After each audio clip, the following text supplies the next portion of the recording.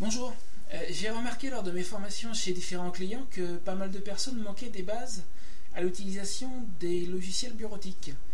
J'ai donc prévu de réaliser un ensemble de tutoriaux sous forme de vidéos qui seront accessibles gratuitement et qui traiteront des bases, c'est-à-dire utilisation d'un traitement de texte, rédaction d'une lettre, de rapport, éventuellement un petit peu plus tard, pourquoi pas, les bases de l'utilisation d'un tableur.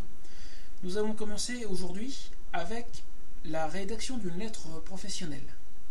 Donc cela se fera avec OpenOffice ou LibreOffice, mais la plupart des manipulations décrites dans cette vidéo devraient être adaptables à d'autres logiciels de traitement de texte, puisque je vais vraiment aborder des choses basiques. Bien, entrons tout de suite dans le vif du sujet. Je vais ouvrir le document que j'ai préparé tout à l'heure pour vous montrer le document final, tel que nous allons le réaliser. Voilà. Donc nous avons ici une lettre composée d'une en-tête, d'une ligne avec le lieu et la date, d'un objet, de son texte, d'une formule de politesse, d'une signature ici, et pour finir d'un pied de page. Je vais créer un nouveau document et nous allons refaire tout cela ensemble. Voici donc une page vide. Au passage, pour ceux qui n'ont jamais manipulé un logiciel de traitement de texte, vous noterez que tout d'abord j'ai ici une marge. Alors ce ne sera pas abordé ici, mais les marges bien entendu ça se règle. J'ai une règle, nous verrons tout à l'heure son utilité notamment pour décaler des textes vers la droite de façon précise. Et puis surtout les outils les plus communs, à savoir les styles. Vous avez ici un certain nombre de styles prédéfinis qui peuvent servir à appliquer une mise en forme que vous avez préalablement choisie pour ne pas avoir à tout faire à la main et mettre en gras et changer la taille, etc. Vous avez ici la liste des polices de caractère qui sont disponibles. Alors moi j'en ai beaucoup, vous en aurez probablement moins. C'est normal. Ici, le réglage de taille de police. Gras, italique, souligné. L'alignement, à gauche, centré, à droite ou justifié. La création d'une liste numérotée et d'une liste à puces. Et puis ici également les couleurs de texte et de fond, le surlignage. Bien, allons-y. Donc, si vous regardez bien mon modèle d'origine, nous allons faire les choses dans l'ordre. Donc tout d'abord l'en-tête. Et comme vous pouvez le voir, l'en-tête est dans un tableau à deux cases. Donc une ligne, deux colonnes. Pour réaliser un tableau, deux solutions.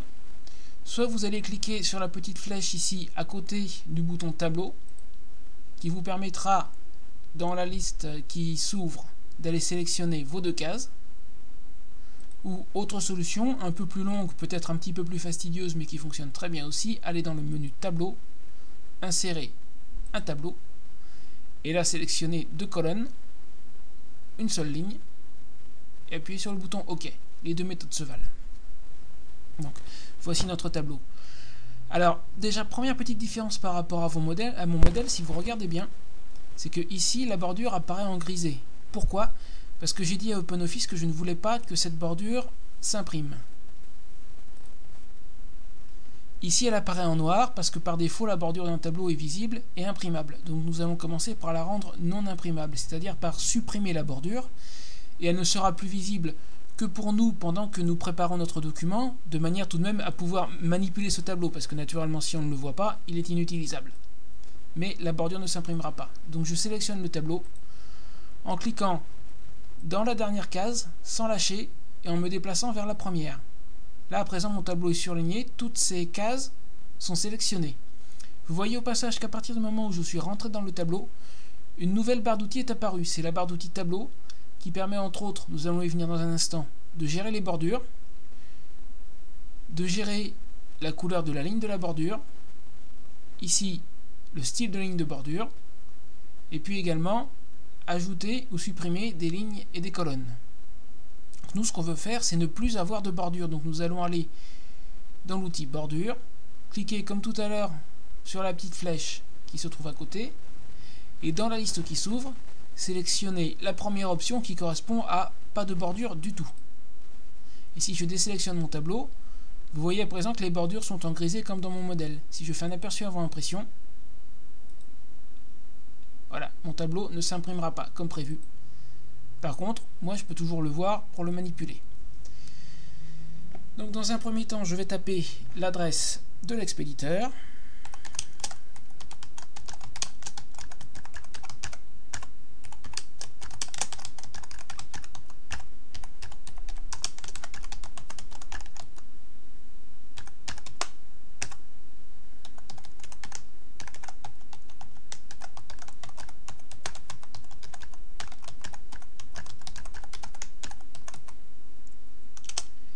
Et là, vous remarquerez au passage que l'adresse internet que j'ai tapée a été transformée en lien automatiquement à partir du moment où j'ai appuyé sur la barre espace, c'est-à-dire à partir du moment où j'ai terminé de taper cette adresse.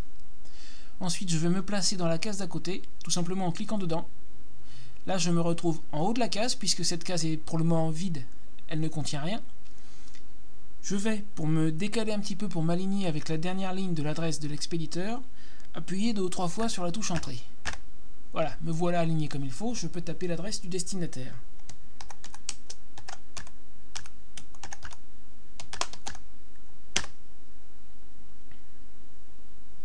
Et j'ai oublié l'adresse normalement de la société, c'est pas grave, je me sers des touches fléchées pour me déplacer. Voilà ce que je viens de faire en fait, j'étais ici, j'ai appuyé sur la touche fléchée O pour revenir à la ligne précédente. J'ai appuyé sur Entrée pour faire une ligne vide et j'ai réappuyé sur la touche fléchée O.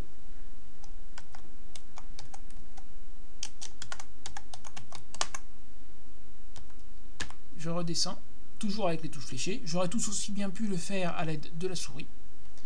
Et je continue donc à taper mon adresse.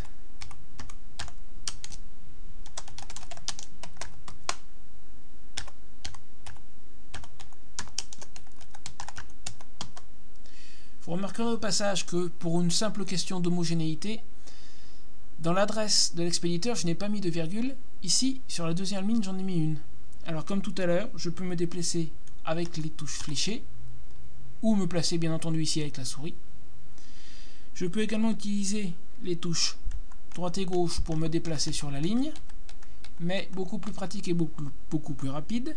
La touche début qui, sur certains claviers, peut être marquée à la manière anglo-saxonne, c'est-à-dire Home, H-O-M-E, me ramène au début de la ligne.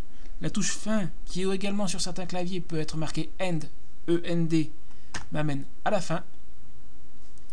La combinaison de la touche majuscule et des touches fléchées droite et gauche me permet de sélectionner au clavier. La combinaison de la touche contrôle et des touches droite et gauche me permet de me déplacer mot à mot. Là, je vais me remettre à la fin. Effacer cette virgule que je ne saurais voir. Et l'étape suivante, si nous reprenons mon modèle, serait de placer le lieu et la date. Il sera évidemment très simple, de manière à aligner le lieu et la date avec l'adresse du destinataire, de rajouter encore 2 lignes de plus dans mon tableau. Ce serait bien entendu tout à fait possible. Mais dans le cadre de cet exercice, pour vous montrer une autre technique, je vais m'y prendre autrement. Donc j'efface ces 2 lignes vides qui finalement ne me servent à rien. Je me place à l'aide de la souris sous le tableau. Vous voyez là que mon curseur clignote ici, je suis sous le tableau. Je vais appuyer sur Entrée une fois pour faire une ligne vide. Et alors là, beaucoup de personnes utiliseraient soit la barre d'espace à répétition pour se décaler, soit la touche tabulation à répétition. Ces 2 méthodes sont extrêmement imprécises et en réalité c'est pas du tout comme ça qu'il faut s'y prendre. Il faut savoir que la taille d'une tabulation n'est pas fixe.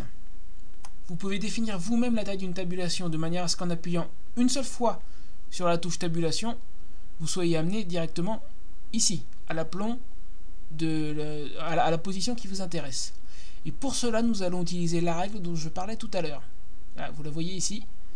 Donc moi, ce qui m'intéresse, c'est de me mettre pile à l'aplomb de l'adresse du destinataire.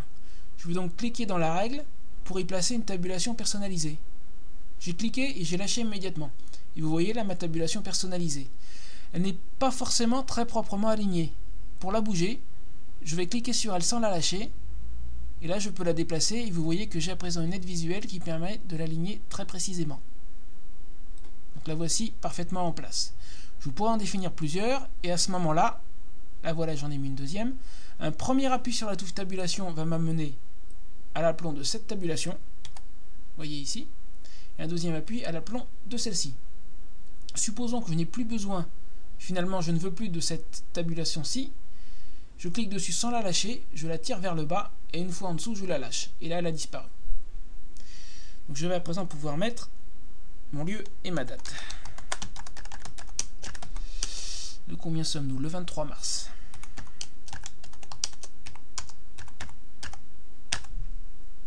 Voilà, là j'appuie sur Entrée pour me mettre un petit peu en dessous. Ma tabulation qui ne me sert plus à rien, je vais l'enlever. Parce qu'à supposer que dans la mise en forme de mon texte, j'utilise un certain nombre de tabulations, ça va finir par devenir un petit peu encombré là-haut. Alors les tabulations qui ne servent plus, je les enlève, sachant qu'elle ne sera plus disponible qu'à partir de la ligne sur laquelle je l'ai enlevée. C'est-à-dire que sur la ligne précédente, si je remonte, vous voyez qu'elle est toujours là. Et d'ailleurs, le fait d'avoir enlevé la tabulation n'a pas ramené mon lieu et ma date sur la gauche. Donc la tabulation n'a été enlevée qu'à partir de cette ligne.